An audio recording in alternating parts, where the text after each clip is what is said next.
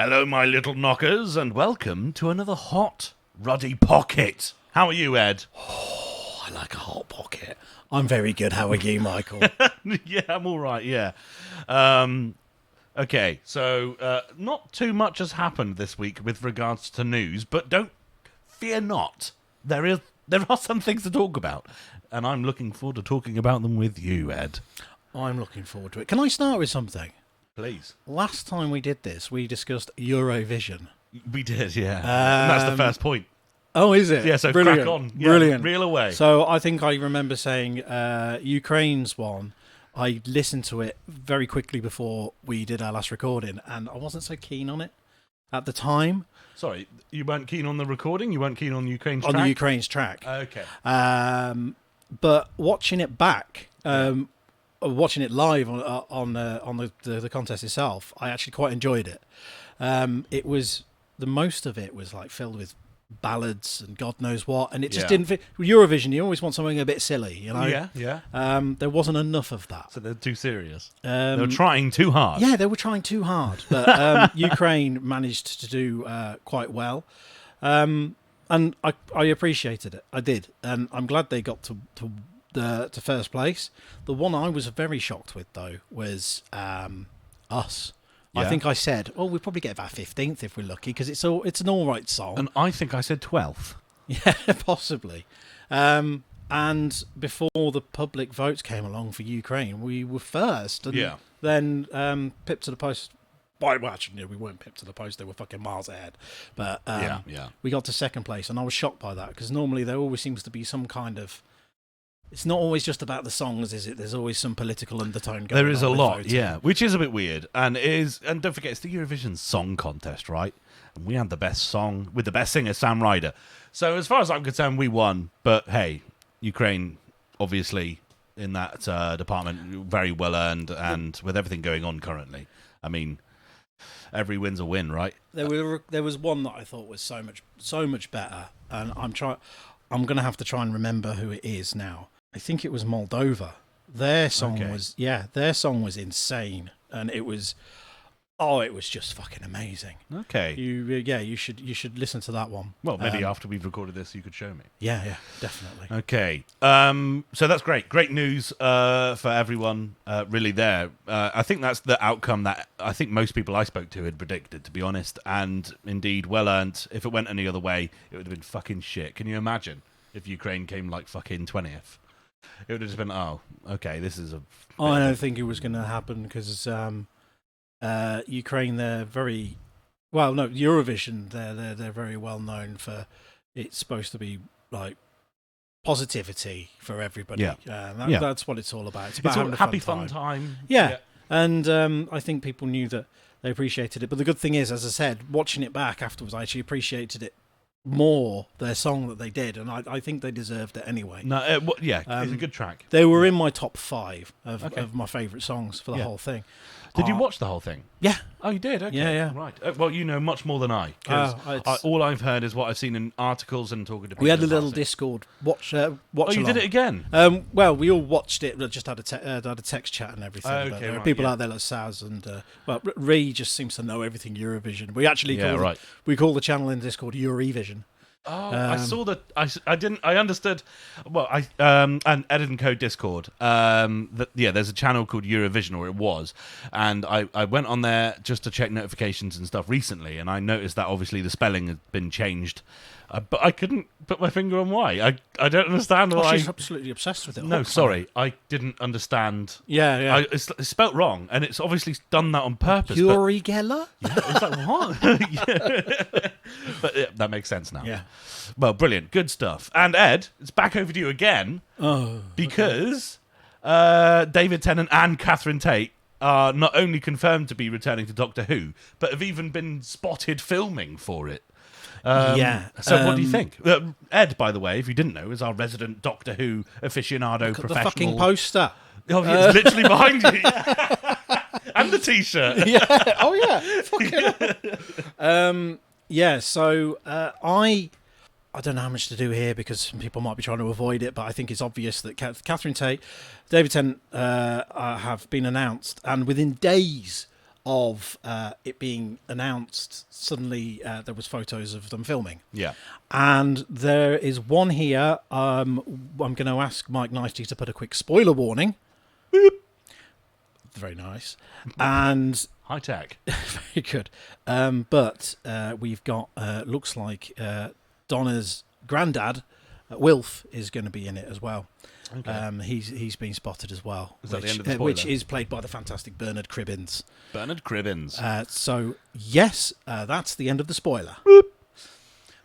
But it does look to me, because of the way they've announced it, I think they've done really well with this, because they know that they're going to get caught filming outside. So they've announced it beforehand. Obviously, it's the filming schedule that they can do. Yeah, for sure. But to stop people thinking, oh, they're going to redo Tennant as a Doctor, they made sure they announced the next Doctor just before David Tennant. So it's done very well there.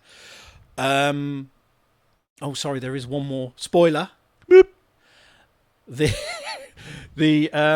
thing, that's part of it as well. If you have a look at the shots, the TARDIS is actually still the same build as Jodie Whittaker's TARDIS.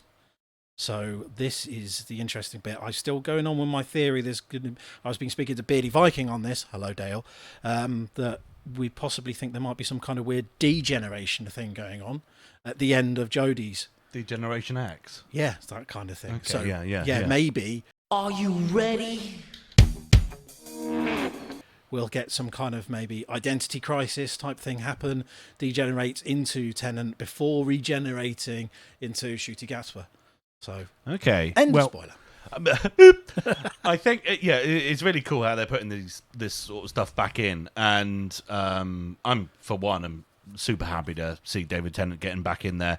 I remember there was a tweet a while back that he did saying it's good to be back on set or in costume again or something like that ages ago. We're talking like maybe a year ago.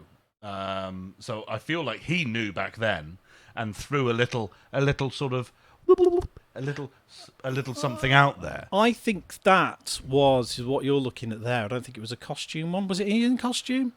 Possibly. Sorry, there was no pictures involved. Yeah, so that was because him and Catherine Tate, they were doing some audio adventures for Big Finish. Oh, okay. So he's back in character. Yeah.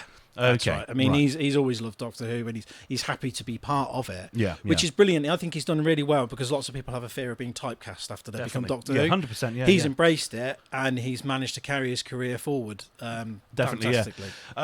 It must be just froth over David Tennant for a bit. Did you watch a series? It was called fucking son of a cunt, and it was on BBC One. No, it was. I think it was a Netflix special actually, or a Netflix only sort of scenario. But it was a British themed drama in which they were in an interview room and they interviewed people and tried to find the crime. And it was all focused on that interview process. It was very well filmed, and I think it was the last episode. David Tennant was the criminal, and he had come in and was being interviewed. Have you seen that? No, I haven't. I thought you were going to say it's the Dennis Nielsen thing. No idea what that is. That's great. Either way, you know what? Shall I have a quick Google? Because we must drop the name of it. I'll cut this. Okay, so the series is just called Criminal. I've never seen it. It's on Netflix. Oh, okay. And it's really cool. It's genuinely really cool. Those of you who like, drama-y crime sort of stuff, or even like docuseries on crime, this is definitely around that sort of ballpark.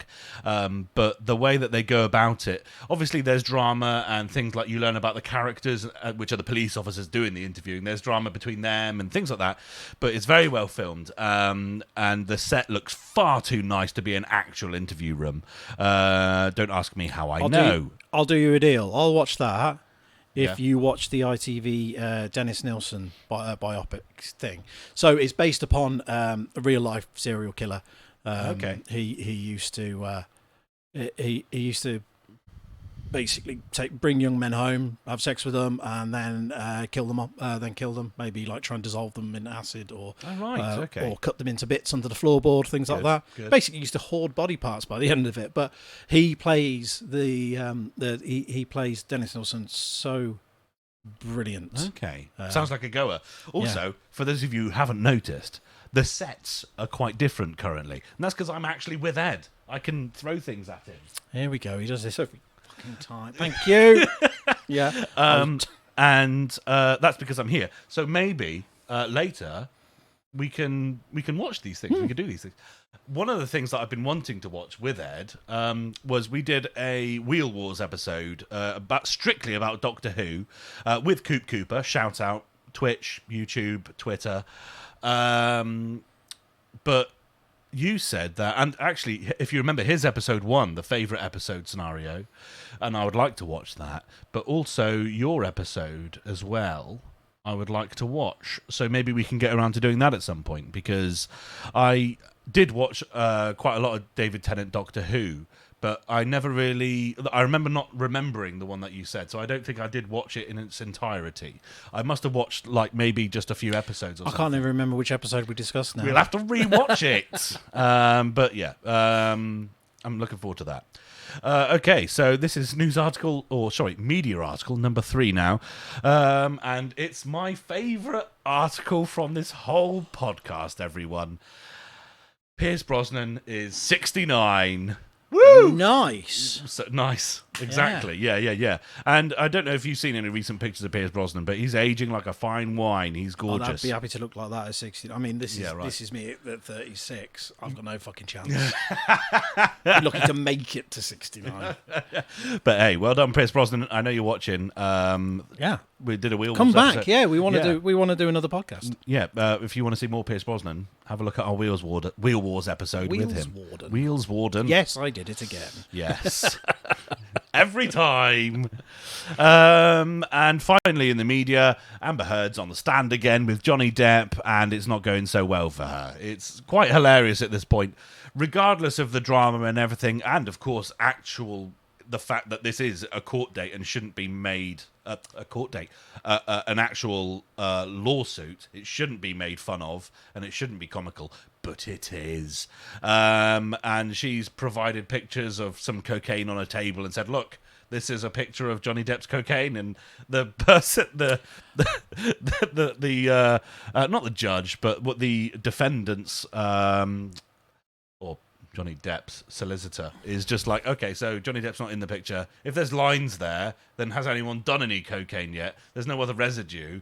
There's an ashtray there. That's empty. I don't know about you, but if I am going to be going on a bender and doing wild cocaine, beers, and everything like this, the one I'm probably going to have a cigarette. I think it was yesterday or the day before, was that they found a draft for their wedding plan.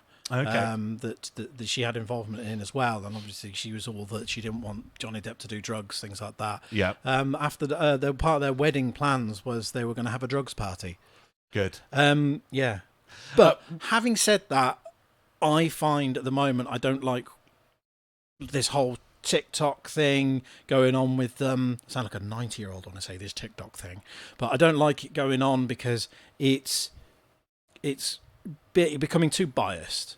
I get it. The problem at the moment is everyone likes Johnny Depp, and so they will be there going, oh, you know, it's great, it's Johnny Depp, but it's there for a reason. It would be nice to think that he's not that kind of guy, but it's still in fucking court, and I think everyone should try and just take a step back and have another unbiased approach on the whole situation, because it's still a very fucking serious matter. Which is exactly the same sort of framing that you said last time. Yeah. My point of view is that, and I think the main loss here is that we've lost some great characters from both actors, or actor and actress. I think Johnny Depp's Jack Sparrow is probably paramount. I love those films, but my takeaway from this, at least so far, is, as Ed says, it's still in court, so anything can happen, but is that they're both bad. They're both bad. They're both bad for each other. They're both done terrible bad things for each other. Exactly. That's something. And why can't they're tearing each other's careers down in tatters and flames when they could have hoped. I mean, it would have been gorgeous just for them to go, look, actually, this is fucking horrible. We need to just stop this now before it gets too out of control. But here we are. And you know what? I hope one day, and look, they're both going to have careers in the future as performers on our silver screens. But I hope that it doesn't take too long for them to get back to that point, and I hope that this does end in some sort of I just fair hope scenario. people out there, they're not going to try and defend a person just to protect the franchise, things like that. It's not about that. It's not about the characters. This is about people in their real life. Someone may have been abused in this whole thing. You can't just look at a person and go, "Oh, look at them; they were fine." Every time things like this come along, I'll just always remember. Well, I thought Rolf Harris was a nice guy. I think, and you said you kind of hit the nail on the head there. You say that someone's been abused, and actually, I think both of them have been. I think so. And in one way or another, whether it's mind games, whether it's physically throwing things, whether it's shitting in a bed, it's still abuse. It's abuse, and at the end of the day, they should just fucking walk away, save some money, and carry on making movies, man, because that's what they do best. Mm-hmm. Let's crack on with the actual news. Okay, go on. Okay, point one of the news is, and I don't really know, it's a positive one, that's for sure, but the world's oldest woman turns up 128 she's on the 16th of May, she turned 128. That's quarter of a gig. A quarter of a gig. So, I mean, two things here. That's amazing. She looks like she's been dug up, but that was really disrespectful. But she's cracking on. I feel like, from what I've read, she's still like relatively sound mind. She's still living and walking around doing things that you would do when you're 128. My question to you, Ed, would you want to live to 128? If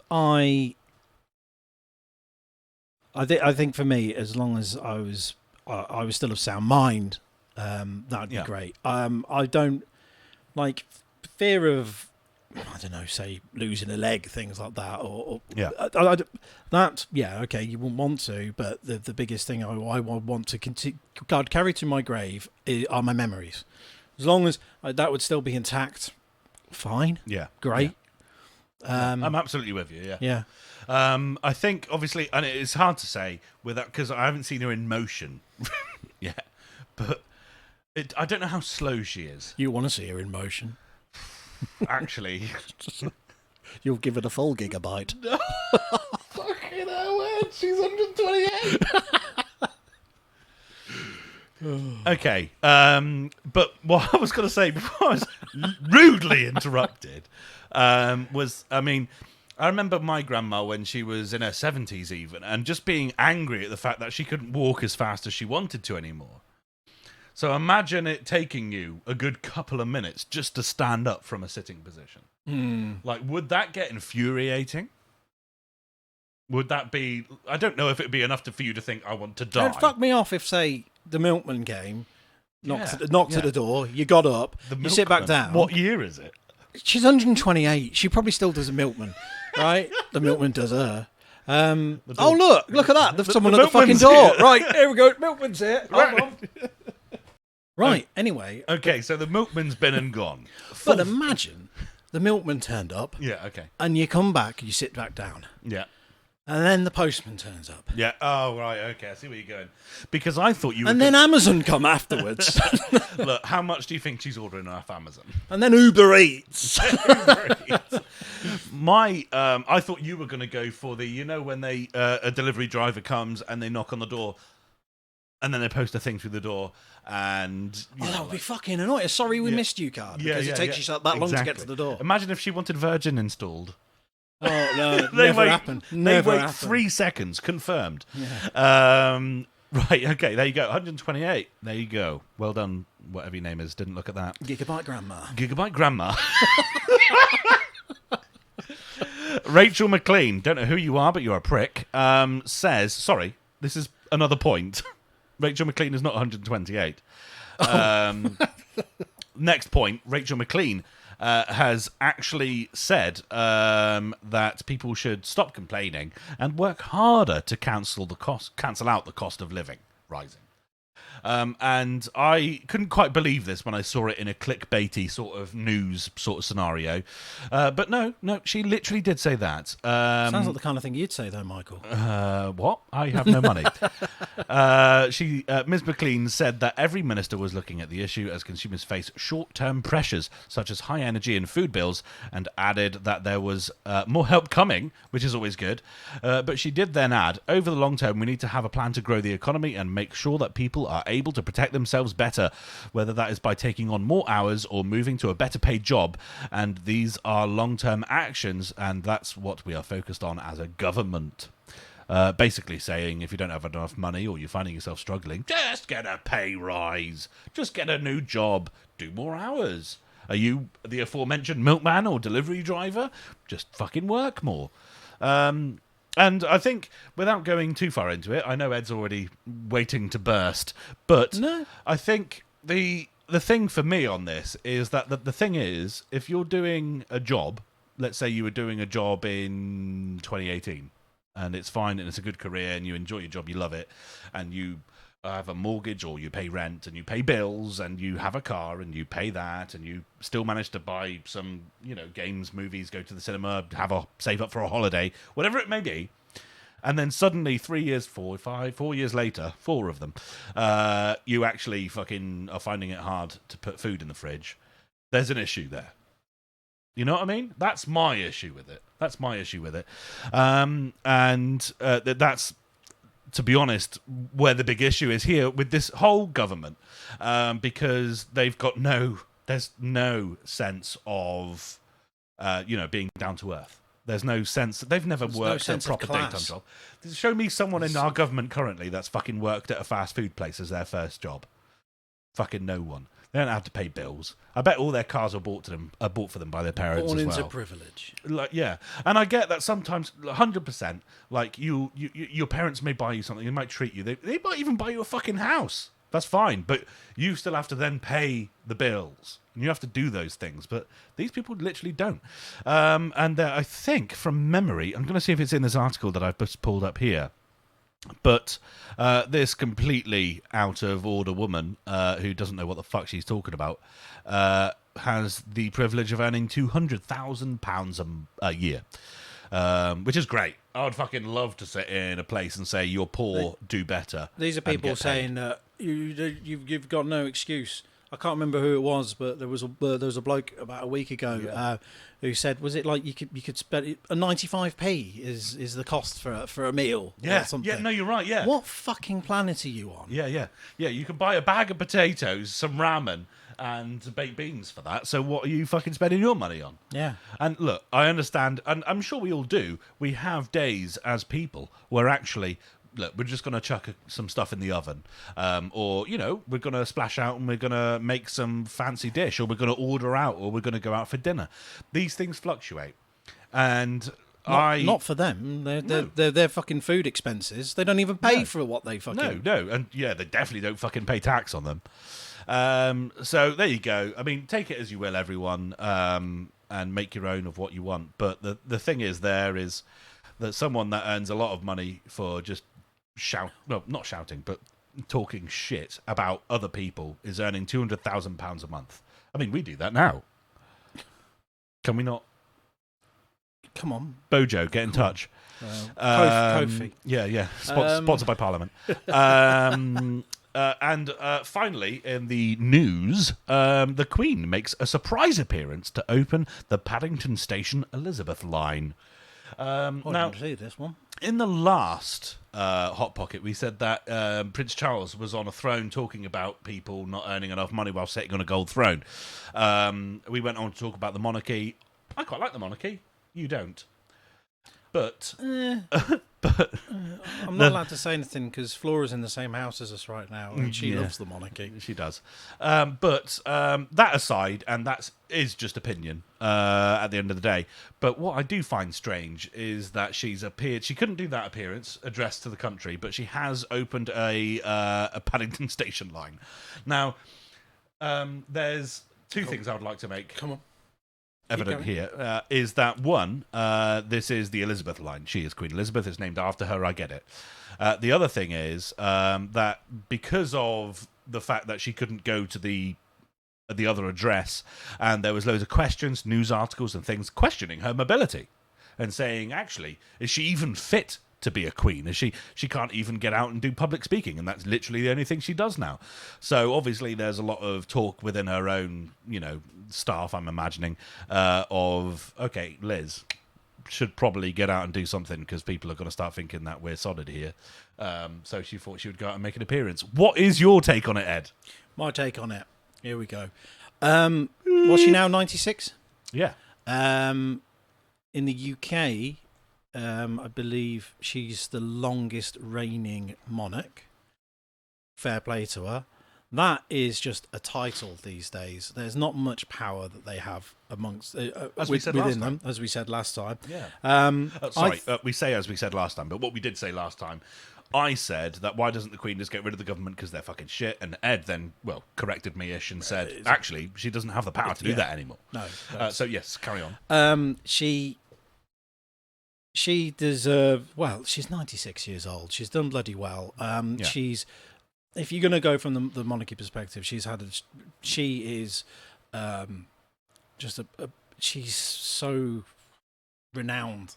If you just think of the Queen, royalty, she's the first thing you think of. She's done so bloody well.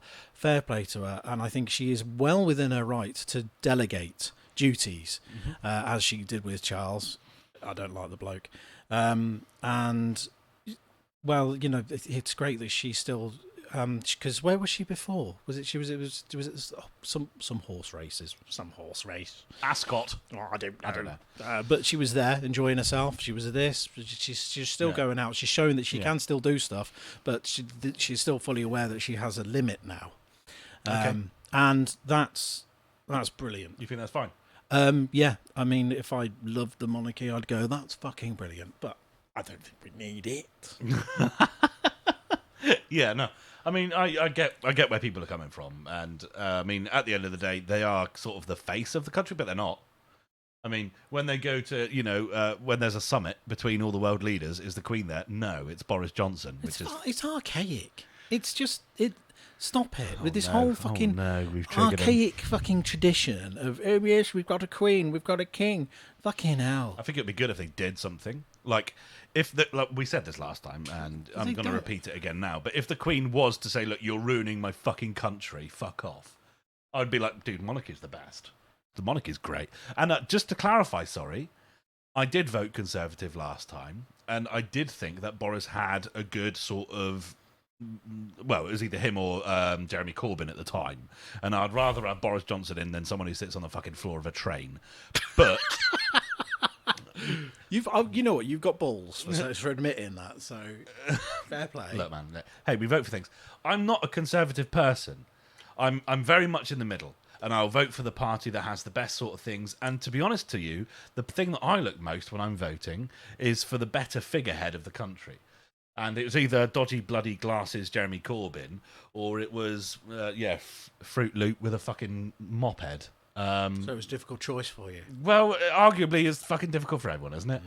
And I think if you are literally just like, I'm voting Labour every time, boom, boom, boom, or Conservative, and you're just religiously saying, I'm going to vote them because I hate the other party, and you're not thinking about the possibility, then actually that could be an issue going the other way. I vote Labour, but because I don't want to vote for the Conservative Party. I don't like their views, and if I feel that if I voted for any other party, my vote would mean nothing, because it wouldn't get anywhere, because Labour's got a higher chance of and then that's not the right approach. No. And still, I mean, if you look at the percentage of the population that vote, it's fucking ridiculous. There's not enough people. When I say, and just taking it back to the monarchy for a moment, I think the thing is that, and this goes for both sides, left and right. If someone's voted in and they say, look, we're going to do this, we're going to reduce these costs, and we're going to do that, and that's going to be amazing, and we're going to get that from there, and none of that ever happens. I think historically in both parties, whenever they promise all this stuff, whenever they're being voted for, they get in. They never fucking hold through with half of it. then why can't the Queen then say, look, actually, you promised our country this leadership, this advice, and you said that these were going to be the results, and that's not happened, so fuck off. Either way, everyone, I think it's good that actually we've got two different sides here. And as I said, I'm on the fence. I already like Keir Starmer much more than Boris Johnson, and I think I'm definitely voting Labour next time. If there was to be a vote tomorrow, it'd be Labour all day long. And that's not just because the prices have gone up and the cost of living's gone up, and you think that Labour would help with that, but because I feel like Keir Starmer is a better figurehead, more level-headed, and would take action on things when needed, and even appear better. The fucking G7 summit. Just seeing Boris Johnson fucking stood there next to all those, they stood there, powerful-looking people, and then you've got Boris Johnson who looks like a fucking homeless bear. Oh, God. But anyway, we're moving it on. It's time for the odds and sods, and I have two of them for you today, sir. Oh, go on then. Okay. The first one will be just the funny one. Let's do it. Go on. Have you ever heard of dolphin pussy jelly? No. Okay. I'm going to read, it's a meme of sorts. It's a Reddit post that's turned into a meme. Sorry, just clearing my throat. And it goes as follows.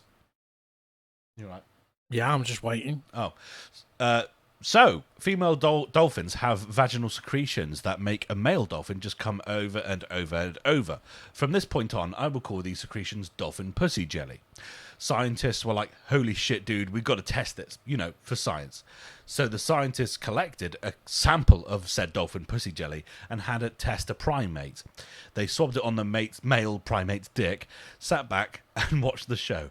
Now, you see, it worked, but it worked a little too well. The monkey just straight up had a heart attack because it used all of its energy into fucking coming. I want to live in a world where this is a commercial product. I want to say, you know what I want? I want to die, and I know what to do about it. I want to live in a world where I can go to my local grocery store, pick up a bottle of Schmucker's Pussy Dolphin Jelly, and just fucking cum myself to death. It's taken a bit of a turn, actually, hasn't it? From politics and monarchy to dolphin pussy jelly. But that is the original excerpt from a Reddit post. It went viral, went all over the place, blah, blah, blah. Just to clarify, dolphin pussy jelly doesn't exist. It's not true. It's just a post. But you know what my question's going to be to you now? Would you try it? And when I say this, obviously the male primate in this story died because it cummed itself to death. Right. Okay. He's got it. He knows what he's doing.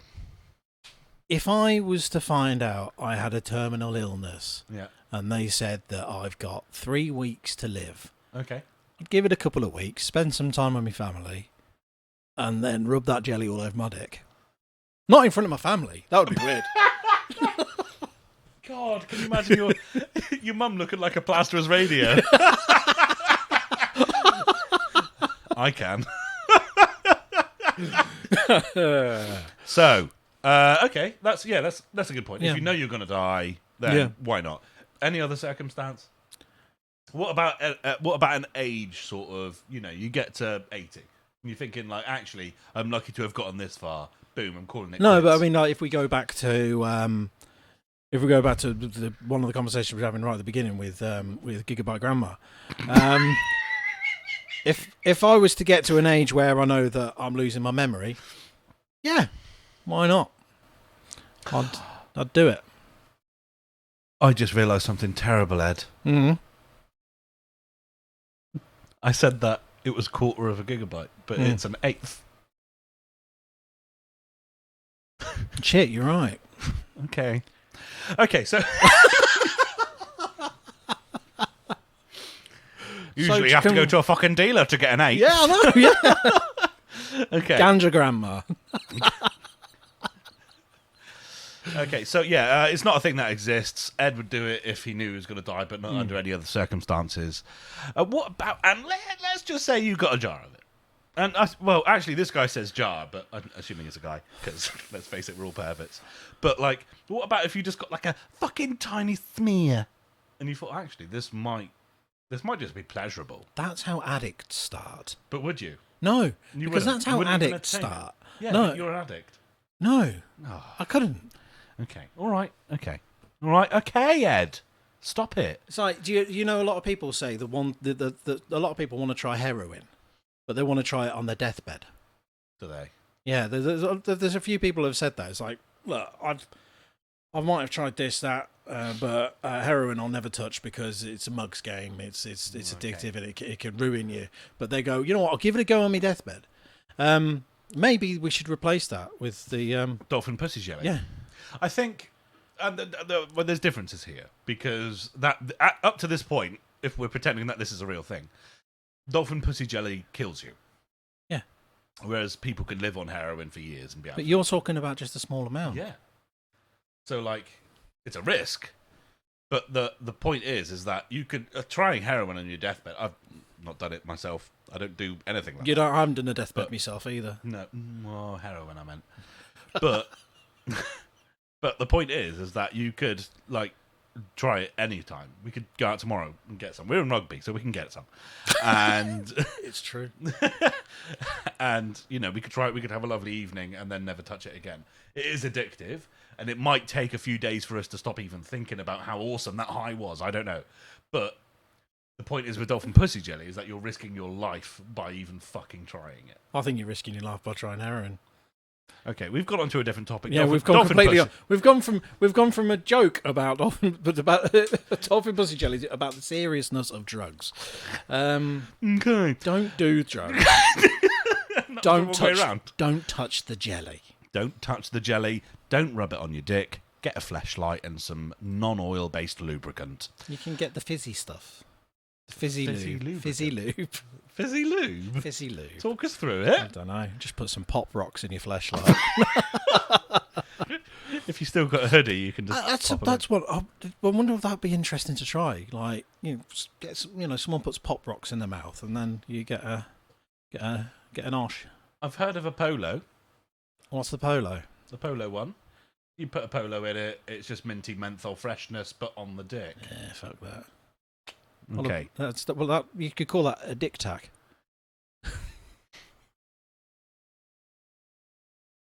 Moving on. That was way too quick. Okay. Tree boner. Triple axe. If you could, and this is the final point, everyone. If you could change one stat about yourself, what would you change? But you have to take something off of another stat. So picture yourself put into a video game. At the beginning of a video game like The Sims, Fallout, whatever it is, you got your bars going up. You got fatness, you got height, you got power, you got accuracy, charisma, whatever it is. But what would you change? Would you change anything? Sorry, you don't have to change anything. Stamina. Okay. Not for that. But what would you I'm take good off? at that. But what would you take off? Because you're a tall person, right? Yeah, I was thinking maybe I feel like you could take a couple inches off your height. Take an inch off. Could take an inch off. Okay, 1 inch. If I can take an inch off, can I have whatever? How do you measure stamina? A point. Stam. 1 stam for 1 inch. And to what would this? What purpose? An extra bit of stamina. It's not going to make you. Well, we just had this whole conversation. You when you turned up, I was moving loads of stuff around the house, and I'm sweating buckets. Yeah. And really, yeah. So to avoid, maybe could I do sweat? Can I just intelligence?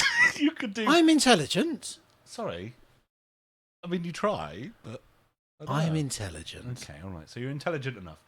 And of course, there's the other thing. If you've got disposable things like Ed and I do have, like fatness, you could take a couple of points off of fatness, and you could add them on. One on luck, one on charisma. Oh, I never thought of it like that. See, because you're at the moment our fat stats, boom. Add stamina, remove fat. Add stamina, remove fat. So you want to be fit. Basically, isn't that called going to the gym? We've just made going to the gym. The gym is exactly like the stat adjustment this building. Hypothetical, what stat would you change is getting off your ass. That's where I've been going wrong. We're going back to fucking Rachel McLean. Work more hours. Okay. I don't know what I would go for. Obviously, I'm fat, so got a couple of points there. I mean, and let's not forget, I feel like I'm smart enough where I'm comfortable. I wouldn't want to get too smart because I'm already quite anxious about things. Like, if you get so smart that you know that decisions that world leaders are making are incorrect, then you'll start being anxious about everything that's going on. For instance, if you were to reverse this and completely just and annihilate your intelligence meter, then you would be wonderfully oblivious about what was going on, and you would be naive, you know? Clever enough to read and write, maybe, but just happy in your own skin. So would you, what about that? I don't know, because you say that, but if people with intelligence... Yeah. I'm going to try and say this without sounding like a bastard. So scientists have obviously debunked religion, like the existence of God and heaven. Yeah. So there were people out there at one point completely happy in the fact that one day they'll pass away and they'll move on to another plane. Then the fucking scientists come along and go, no, mate, it's bullshit. You're dead. Yeah. And then people go around having existential crises. Yeah. So maybe you shouldn't be that intelligent. Maybe we should all dumb ourselves down a bit. To Christianity. Is that what you're saying? See, I knew you were going to do that. I think having a faith is brilliant. And I would love to have a faith. This is why I remain agnostic, in the hope that I'd be able to find something just to keep myself a little bit saying there's nothing wrong with faith. And I envy anyone who has a belief and can believe in it. Yeah. I think one of my... I'm just cleverer than you. I'm not religious. But it was George Carlin once said that if he was going to believe in anything, it would be there's like a sun worshipping tribe or people somewhere, monks of some description. I don't know. But he said that he would be that because at least you can fucking see it. Yeah. And the point is that you do need the vitamins from the sun, and it's good to get out, and it's everyone's a bit happy when summer's about, right? True. Apart from when we have to unload or load a car. So yeah, sun worshipping sounds like a pretty good idea to me, and also it does give you like that sort of happy bliss sort of thing, like continuity, sort of continuous lifetime and things like this. So you don't. It's not about self. Sort of, I will carry on. I'm going to exist in heaven. It's about everyone is fine. It's quite a Buddhist approach. Yeah, it really is. Yeah, it's like everything's going to be okay. If I'm not here, like that's cool. Like everything else is still going to be here. I think Buddhism's brilliant, by the way. I just the ideology around it. The ideology is good. I just can't keep up with the paperwork. But that being said, everyone, it's been a lovely week, and I'm looking forward to another one, Ed. I am as well. Lovely. Thank you for watching Hot Pocket, everyone. We will catch you next week. It's been lovely. Bye. Bye-bye.